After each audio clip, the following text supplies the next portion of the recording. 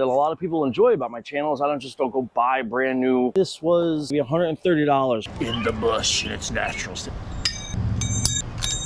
I don't know, no WD. This is handmade in China. Front of the bike did not need to be done. All right, welcome back to the channel and thank you for tuning in to Johnny's Motorized Bicycles. So, as you can see, we got Jokester in front of you. I haven't rode Jokester in, it's gotta be almost 2 months now. So what had happened is, I don't know if you can see, but this is all a problem. I put a little short up about it. It really got wrecked. The rear rotor for the brakes, it shattered. I redid my brakes. I just tightened everything up, new pads, everything was great, and I was just goofing, and I wanted to see if I could do a slight endo coming in at the light, and I was probably doing about 40, and I clamped the front brake, and I only run like, I think it's a 160, maybe a 180, I think it's a 160 in the front, because that's what came purple with the, you know, little theme I had going, so I just ran that instead of 203 in the front. It didn't work. It was slowing me down, but it was not slowing me down fast enough for the speed I was going and how fast I was coming to that light, because I don't do endos, so I don't really know how to do them exactly. So I clamped the rear brake, and in doing so, I clamped it too hard, and it's a floating rotor, and it just ripped the rotor apart. You'll see all that in close detail. So we have to fix that. But not only do we have to fix that, we have to completely redo it, because I'm not 100% happy with the basket setup that I got. There's just a whole bunch of stuff. And the way I had the brake caliper situated as a part of the bracket is all part together with that. So we need to fix all that if we're going to use it. But before we start fixing the stuff that's broken, let's fix the stuff that's not broken. Right. I've been wanting to do an upgrade to the front of this bike since when I first built it. Okay, so you know my situation. I don't come from money. I don't have a lot of money, and you know, I'm pretty frugal when it comes to spending money on the bikes. I basically make things work. I think that's a lot of the charm that a lot of people enjoy about my channel is I don't go buy brand new parts. I pretty much make what I have work, or I use old parts and, you know, retrofit it to work. So that's what I did here. I got some shocks, and they were reused from another setup, and this, that, and the other, and all that. Well, I really like the height of my bars. So the bars, the neck is pretty long. I have it almost at a full extension. The neck also has a high rise on it, and it sits the bars back so I can sit comfortably, so I'm not stretched out. I'm nice. I'm right here in a comfortable position. Custom made handlebars, so they're nice and wide. Well, my grips are ripped on that side because they're not meant to fit over a throttle. The shocks are pretty much frozen now. Now I could unfreeze them, but they just keep getting stuck and basically frozen in position. So it's basically like riding a rigid bike, and I'm just tired of it. No matter what, we got to rip all of this off. We're going to redo everything up here. The mirror broke. I forget exactly how that happened, but it happened. So we're just going to redo everything up here.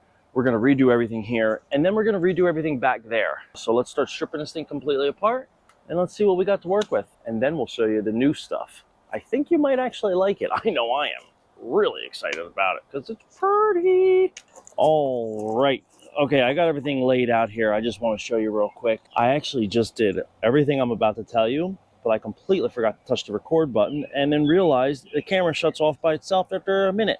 And I was talking the whole time and you guys weren't recording. So let's do that all again. Take two. Click. I don't know how you do it. Whatever. So you can see here, look, these are level, right? Give or take. Look at the height difference in the deck of where the front forks of the bike is going to sit. Now, mind you, these are compressed. Now, so even if that comes up to about here, you're still a good 3 inches taller with the new setup. Also, the thickness of the shafts, everything is just beefier, which makes me so much happier, makes me feel much more comfortable with this setup. I'm gonna be much happier with it. It's also lighter, it's aluminum. This thing is feathers compared to this thing. Oh my, I wish I could weigh it. This thing has got to weigh at least 6-8 pounds. I would bet this weighs 1.5 pounds. The weight difference is insane. I didn't even think about that when I was ordering it, but this is also an air shock. This I can adjust to the compression that I want it to be, how much resistance or not. It also is all completely switchable up here. Now, it looks very, very fancy. Remember guys, I'm cheap. I think this was about $120, maybe $130 for this. It is something I wanted to upgrade big time. Now the main reasons I wanted to upgrade is just because this came off a bike that I got for free. This is actually the bike that I got from Benny when I first met him to do the work on his original 80cc, I just did it as a trade, the bike for work. And, you know, it was good for when I needed it for, because it had the hookups for the caliper brakes, and that's all I cared about.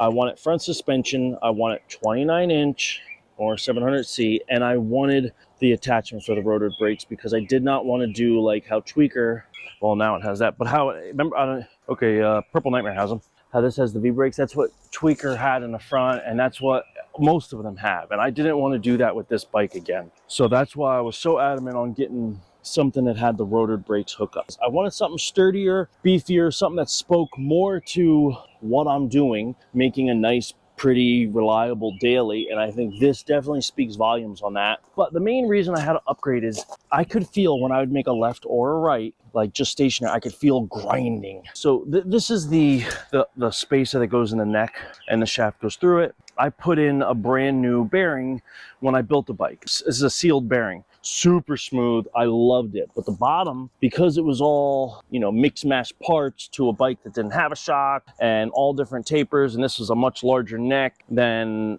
that shock came out of, was a very narrow neck. I had to make everything work. And this is the bearing on the bottom that I made work. Well, I knew something about a month after I was using it, something started grinding. Oh, there goes another bearing out of it. And you could see what it is. This was definitely what was grinding. I thought that I had forgotten to grease it, so I sprayed a bunch of WD-40 in there. It did seem to get a little better, but I definitely did grease it, and the problem was that the bearing was just falling apart. So let me give you a quick rundown on some of the other stuff I got to. Okay, this here is a super high pressure air pump that I got because this is an air shock, and I want to be able to fill it up more pressure. I don't know what it comes with. I'll tell you when I go to do it. I've never had an air shock, never played with one before, so this is going to be a learning curve for me. But I believe I want to get it up to around 100 to 120 PSI for the amount of stiffness I would like. Now, I'll have to play with that. I don't know if that's right or wrong. We'll have to see, and I'll let you know what I come up with. Now, when I first ordered everything, okay, in the picture, these were a much lighter green, like this. These didn't come in for a while, so I figured I'd use these until these came in, but it took me so long to get to do all this. These ended up coming in anyway. Also, this is the neck I ordered. Oh, there goes that now. This is the neck I ordered. In the picture, it was a much nicer green. This looks yellow, right? It looks yellow more than green. So I went back in and I ordered another one. These are the spacers for my handlebars so that this neck will work. And this is the one I ended up with. This is a much better green. It's actually green. And because this is a 31.8 and mine is a 28 point something, I forget, these take up the gap and make it look good. I was trying to find purple, but I couldn't. Now this, I did find purple. This is the riser. But this goes at the very top. I like to sit in a very particular position for my daily because I do not want to be stretched out at all. I want to have everything right here, comfortable, no stretching, everything relaxed. I don't want my nerves getting pinched. I don't want my arteries in my armpit to get pinched. You know, I was a mover for years and I got bad back, bad neck, bad knee, bad everything. And if I stretch out too far, I will 100% get pins and needles. That's one of the one things I love about this bike. It takes at least 30 minutes for me to start, you know, having to wiggle my arms and shoulders out to get the blood flowing and get the pins and needles going. Tweaker, within 10 minutes, I'm trying to stretch my arms and stuff, and that's comfortable compared to other bikes. So this bike I built around that issue. So that's huge, okay?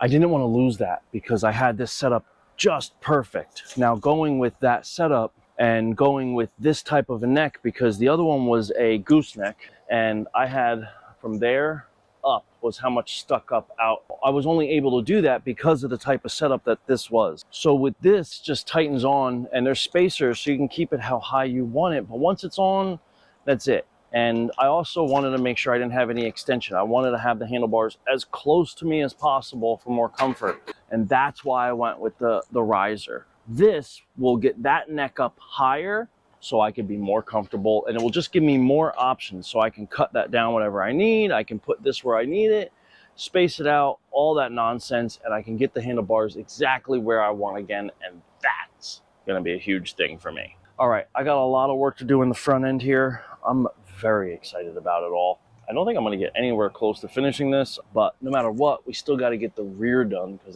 that's really what broke. None of the stuff in the front really needed to be done. Everything was fine.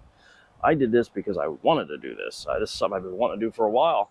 I figure do the front first because if I fix what's broken first, I might not fix the front until it breaks. So if I fix the front and I still have to fix the back, then I have everything done. That makes sense? Makes sense to me. Probably not to you. Whatever. Can't help if you don't understand common sense. All right, whatever. All right, guys. First, let me apologize for the audio quality. You're gonna get a lot more ambient noise. I don't know how to say this, but well, really only one way to say it. Benny came by. He's my buddy. You know we're boys, but he's a bigger klutz than my child. And he was standing next to the camera. I had the camera on the tripod on here so I could use my microphone because the microphone gets rid of the bird chirping, the air conditioner in the background, all that extra noise. And like I said, he was standing next to it, bumped it, I went to grab it, he went to grab it, and he was literally standing next to it, and it did one of those wing, blink, and he stopped trying to grab it, and then it just went blink. Fell right over on top of the antenna. This here, this plugs into a special module that you need for a GoPro to run an outside audio besides the stereo recorder that it comes with. And this, I don't know if you can see it now, but it's bent. It was bent much worse. Each one of those little plastic rings that you see, the black, that's a little plastic ring that's an isolator to go between left, right, stereo, mono, all these different things, and for the microphone and the stereo recording. I tried to bend it back and hope, so it bent this, and I'm hoping it's just this, and I could just get a whole new setup for wireless microphones. I'm hoping it's not the special module that cost a bunch of money. Just, my gosh, is it expensive being his friend. So I apologize for the audio, but all that being said, I want to show you what I'm doing to get this set up to work. So this bike is an Onyx. I think it's made by Kent. The model is an Onyx. It's a single speed bicycle when it's in its natural state. In the bush, in its natural state. What am I saying? In the natural state, whatever. When you get it stock, it's a single speed, straight front, no suspension bike, okay? Cool. So I like the shape of the bike, I like the size of the frame, and I wanted to put front suspension on it. So the original one, this one that I went with, I basically had to buy a universal, I don't know if you'll see it in here, but this is like a universal neck up down sizer, I don't know what you want to call it, but for the bearings and stuff, so you can get this shaft to fit inside the neck. Now this black ring you see here, this bottom one, and this green one, well, they're the exact same. This is the stock one. It's just that I only used one, so I only painted one. But now I'm using both of them because this is a slightly different setup. So I showed you before, I had the sealed bearing here, and then the bottom was a regular ball bearing. Well, that's all fine and dandy, but for this one, I'm starting with all fresh stuff, and I know the measurements because, you know, I'm buying it out of a box. So I was able to get all the right measurements. Now, since I'm changing everything up, you can see the difference in the sizes. There's a lot of differences. So I got myself a universal size. I think it was 34 millimeters. So what I did is I took the original interior races, the bushings, I wallered it out. This almost fit in there perfectly without me having to do that. So I got one on the bottom, and on the bottom, this all came in a kit. Now I have the other universal neck, and I did the same thing to the green one. So that goes in there. Then this one goes right in here. I put this one in first. Now, like I said, I only wallered this out just enough for this to fit in there perfectly tight and snug, because I wanted to keep it all centered real nice. Okay, then the next thing you want to put on, now this all comes in universal kit when you buy it. This is another cone nut. It looks like the race, but this one has the split for universal fit. Now this fits snug over this. This is why you wanted to get the size for the taper or the neck that you're gonna get. That fits over that, and what that does is that little taper goes in. It's the reverse of what we did on the bottom here. It's the same thing, except it gives it a little bit more space. All right, it looks crooked because I'm holding it with my foot, not my hand. I'll show you in a second. Then there's a super thin washer. This fits over real snug. And all that does is that gives this a perfectly flat finish, so you don't have to worry about that notch digging into your top hat. This is a nice top hat. This one even has a rubber bushing built into it. Now this will help keep dust, dirt, water, rain. It's even a snug, look, it's hard to go down. Not hard, but it's a snug fit to go down. Now let me tighten this all up real quick, just somewhat. That rubber O-ring will help hold that basically in place for now. And that's the basic look of it. Looks killer. So butter smooth. It's beautiful. Now, this was just an old spacer from another bike build. I save a bunch of nonsense. Orders, new season. And that's where that came from. Now, the reason I gotta put this on, look, I'll show you. If I don't put that spacer in, this is the riser I bought for it, and there is a shoulder on the inside. I don't know if you'll be able to see it or not, but see that lip down there?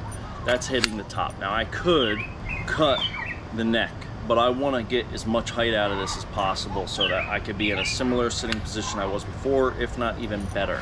So I need a spacer there, because as you tighten this down, it has to pull up on everything. But when you tighten this down, that's not what holds this together. That only keeps it snug so that when you tighten your neck down, it holds everything in place. In this particular instance, this is what holds it, and the neck holds on top of that, but you got to get them both lined up, otherwise they will not fit correctly. JG Bike is the brand I got. It was like $9.99. So that goes on there. And what did I do with the Allen key? I lost it. It's never any good. Did you guys see where I put it? Guys, can you tell me where I set the Allen key down at? I'd appreciate it. Haha, found it.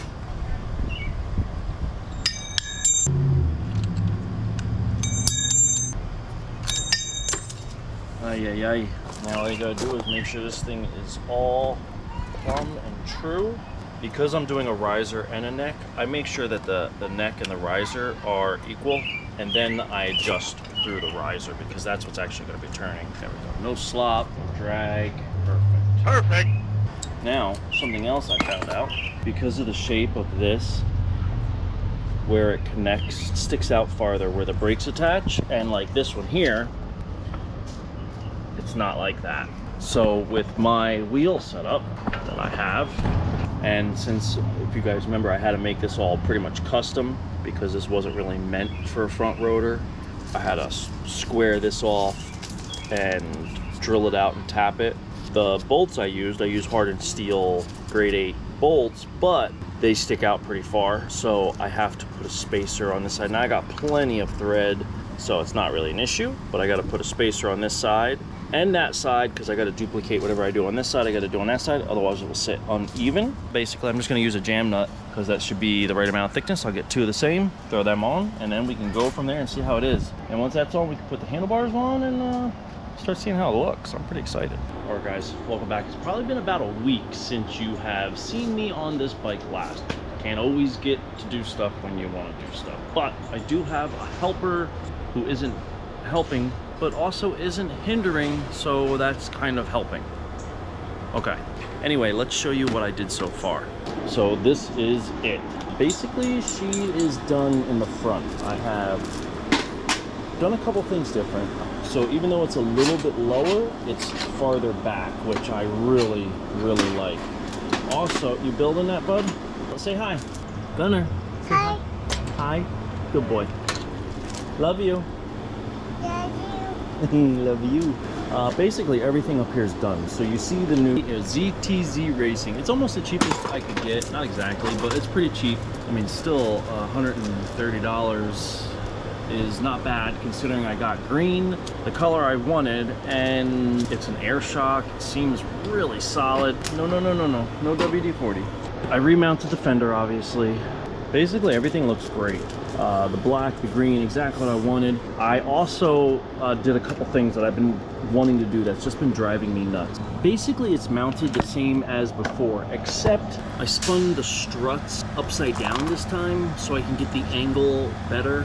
and keep it more tucked to the wheel. As you can see, it's much better. Everything's good. We're readjusted. Everything, honestly, it lines up way better on this fork than it did on the other fork that I basically kind of made to work. It does have rebound adjustability, all that stuff. I'll play with that once I start riding it and seeing how it actually goes, but it is really nice, guys. I'm not gonna lie.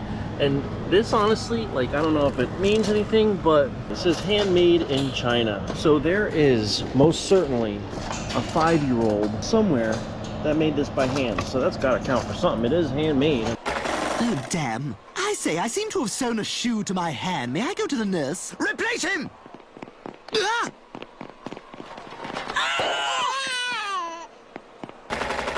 Faster! I don't know, honestly, the fit and finish on this thing looks phenomenal, so I'm happy with it. I'm not saying the handmade thing is actually anything good, but I will tell you that it just is really nice feeling. The quality is really nice. Now, it is an air shock, so I'm really happy that I finally got an air shock. I've never had one, but I've always wanted one, so that is really great, I think. So basically, the front of the bike is completely done. Now, mind you, the front of the bike did not need to be done. But I figured if I fix the rear of the bike before the front of the bike, I'll just keep riding the bike until something breaks again. So I was like, screw it, I'm just gonna fix the front first because I still can't ride the bike until the back of the bike is fixed. I gotta say, it looks so good. What do you guys think? Think it looks good? I think it looks pretty good. I'm happy with it. I'm really, really happy with it. Okay, so that isn't really why I wanted to bring you out here though, but since it is finished, I figured let's give you a little rundown on what is going on there. Okay, now what I really want to show you is what we're about to dig in back here.